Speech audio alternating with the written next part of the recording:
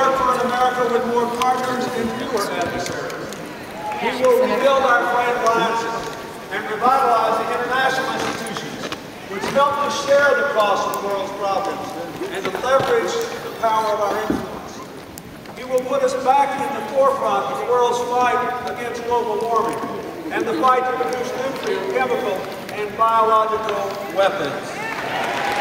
He will continue and enhance our nation's commendable global leadership in the area in which I am deeply involved, the fight against AIDS, tuberculosis, and malaria. Including, and this is very important, a renewal of the battle against HIV and AIDS here at home.